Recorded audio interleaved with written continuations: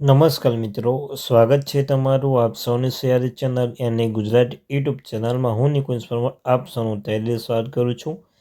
તો મિત્રો, આજના વિડીયોમાં વાત કરવાના છીએ. તમે જાણો છો ત્યાં મિત્રો, ઘણા લાંબા સમય સુધી જો પેન્શનધારક મિત્રો અને સરકારી કર્મચારી મિત્રો રાહ જોઈ રહ્યા હતા તેમના કોરોના સમયગાળા દરમિયાન તેમનું 18 મહિનાનું ડીએ રોકી દેવામાં આવ્યું હતું.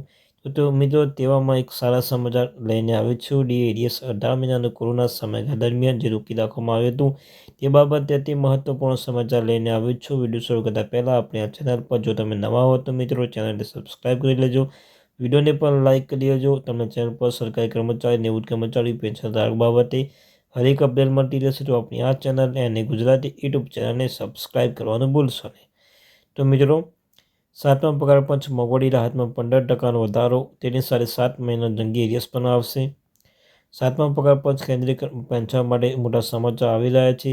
7મા નવા વર્ષ પર સરકાર તેમની મોંઘવારી રાહતમાં જોરદાર વધારો કર્યો છે. 7મા પગાર પંચ કેન્દ્રીય કર્મચારીઓમાં મોટી સમાચાર આવી રહ્યા છે. નવા વર્ષે સરકાર પર તેમની મોંઘવારી રાહતમાં જોરદાર વધારો કર્યો છે. તેમની મોંઘવારી રાહતમાં 15%નો વધારો કરવામાં આવ્યો છે. આ વધારાનો લાભ તે કર્મચારીઓને મળશે જે 5મા પગાર પંચ હેઠળ આવે છે.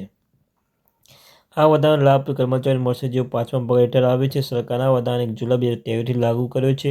આ વધારા બાદ હવે કર્મચારીઓને મોંઘવારી રાહતમાં 4,1200%થી વધીને 4,070% થઈ ગયો છે. મોંઘવારી રાહતમાં મળશે.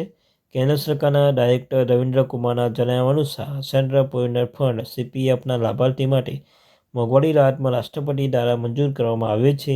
હવે તેને મોંઘવારી રાહતમાં આપવામાં આવશે અને તે મૃતક સીપીએફ લાભાર્થી જેઓ વિધવા છે અને પાત્ર આશ્રિત બાળકો છે તેમને પણ આ વધારાનો લાભ મળશે.